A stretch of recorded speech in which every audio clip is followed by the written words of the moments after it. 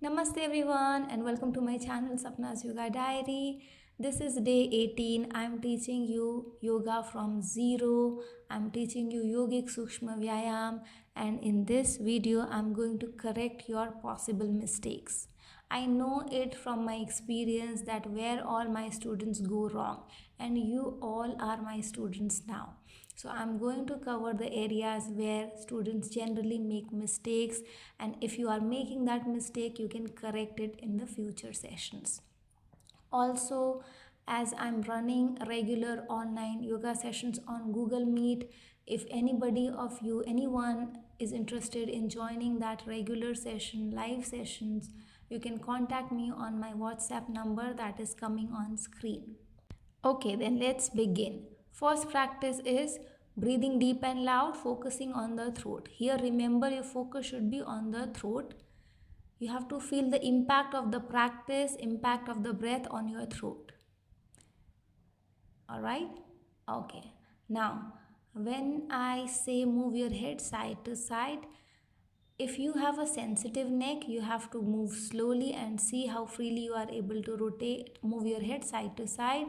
If your head is totally fine, you can add a slight jerk to the movement as well. Okay, but remember, if you have sensitive neck, you have to go slow. In the similar manner, up and down also, if your neck is totally fine, for strengthening, you can add a slight jerk to it. Same manner in rotation, you have to go as fast as is comfortable. Next, in the next practice, I generally teach inhale arms up, exhale arms down. Here, you don't have to touch the thigh, don't touch the head, even arms won't be touching each other. Okay? Because the sound should come only from the breath. Inhale up, exhale down. So the sound should come only from the breath. Next practice, clenching your fist. Deep inhale, hold the breath, rotate your arm in the forward direction. This is what we generally practice. Here, remember, you have to hold the breath only till the point you are comfortable. Do not go beyond your comfort zone. It's a natural tendency. You tend to exceed your comfort zone just to add that extra round. Don't do it. Rotate only till the point you are comfortable. And exhalation through the nostrils. Inhalation nostril, exhalation nostril. Next, protrude your mouth forward and start sucking in the air slowly with the hissing sound. Do not move fast. Here the air has to flow slowly inside. Okay, avoid this. You don't have to go quick. You have to slowly suck in the air slowly with the hissing sound. This is Kagi Mudra. Fill the air in the mouth and apply chin lock. Chin lock is when your chin start to touch the round hollow space in the middle of the neck. That is chin lock. So yeah, Kagi Mudra, fill the air, apply chin lock and vigorously move your shoulders up and down. Remember, avoid bending your elbows. And then exhale through the nostrils. Next, inhale, arms up, bend back from the upper body. Exhale, return. Here I emphasize inhale, arms up, bend back from the upper body.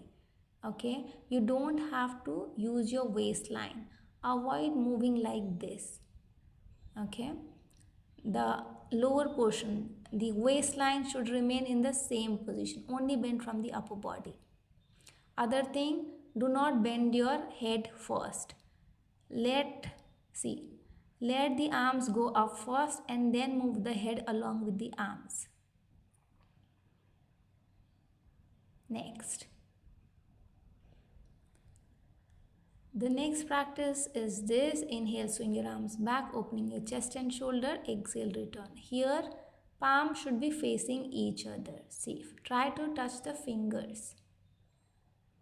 People generally do this, palm facing outward like this. Okay, so avoid this. Palms should be facing each other and fingers closer, as close as possible. Now clench your fist, take your arms back, hold it from the wrist like this and keep it in the middle of your back. Don't hang it down loosely. Avoid doing this. Keep it in the middle of your back tightly. Now that gives the support when you bend back. Inhale, exhale, bend forward. So keep it tight. Next, open your legs wide and comfortable. Here you have to separate your toes and press your heels down to get a good grip. Thumb should be in front, 4 fingers back. Avoid placing your palms like this. Fingers will be back. The 4 fingers give the support at the back when you bend back. Okay. So make sure you're placing your palms in the correct manner. Fingers in the correct manner.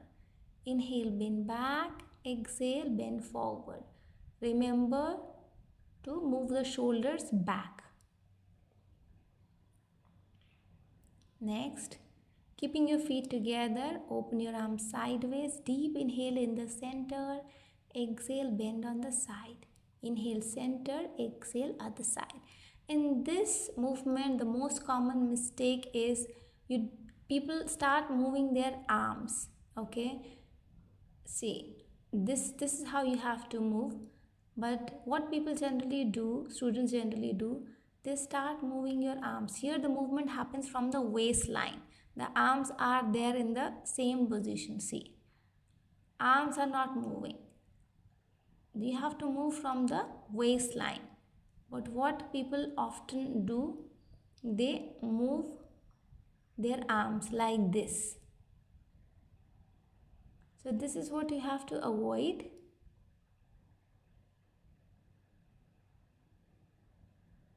This is what you have to avoid. You have to bend from the waistline. Next, open your legs, shoulder level distance. Extend your arms forward, fingers together. Twist back, gazing at the thumb of the back hand. Constant twisting, constant exhalation. Here, students generally do this. So they open their arms wider. So you're not waiting to hug anyone. You have to minimize the distance. And the movement should be crisp.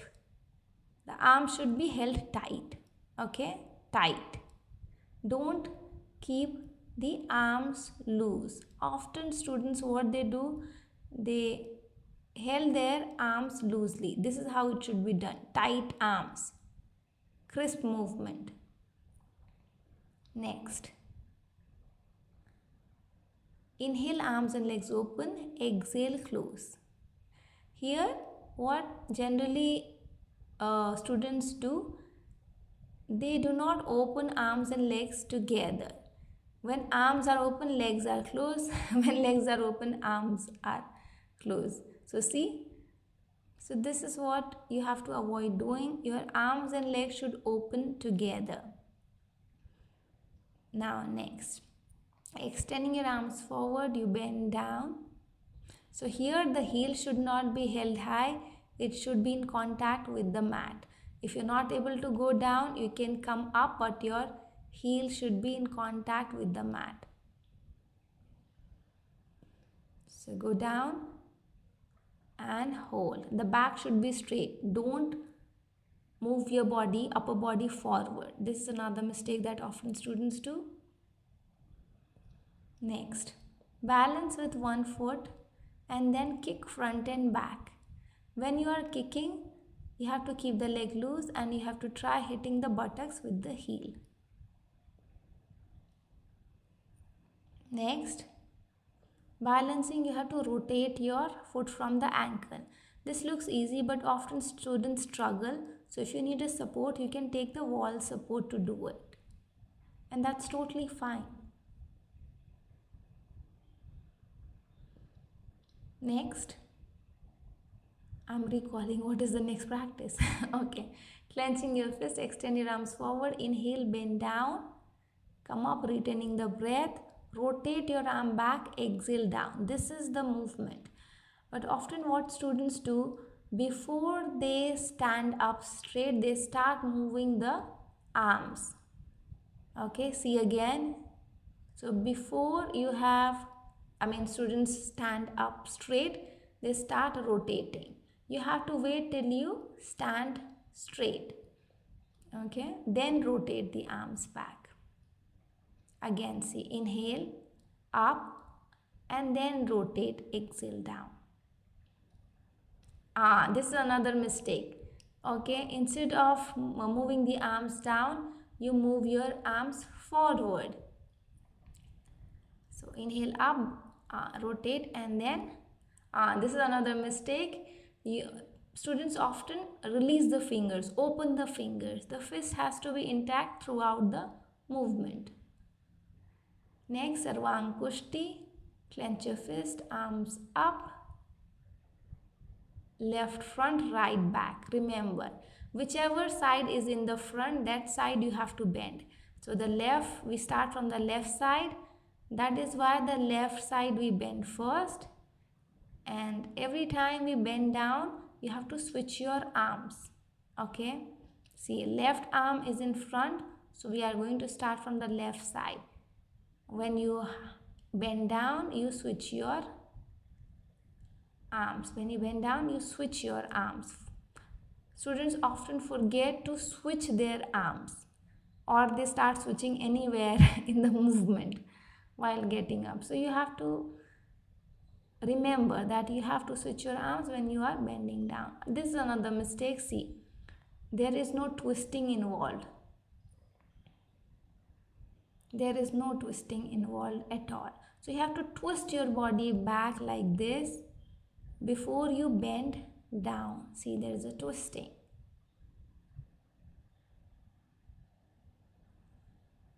There is a twisting. Yes, that is how the movement looks like. Another thing, when this is very this mistake you may not realize. See, this is how you have to move, right? But what students often do, they use their hip like this. So instead of twisting, you are moving your waistline, your hip area. Okay, see, you may not realize that you are doing this mistake.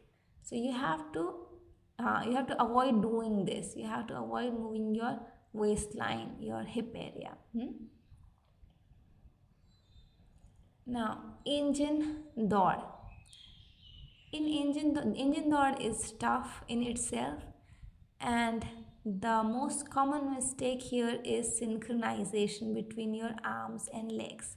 Students often find the synchronization difficult.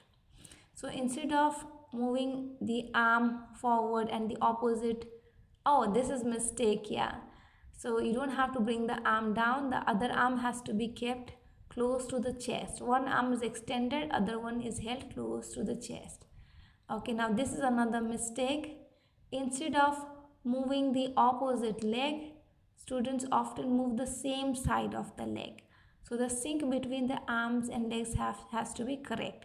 If you do not understand it, you are not able to do it properly. First train your arms, then try to synchronize the leg along with the arms. So these are the possible mistakes that students often do. Let me know if you were committing any of these mistakes. I am quite sure most of you were doing one of these mistakes for sure, 100%. So let me know what mistakes you are doing. I will be eager to see the comment section. Thank you so much. Take care. I will see you in the next video. Take care. Namaste.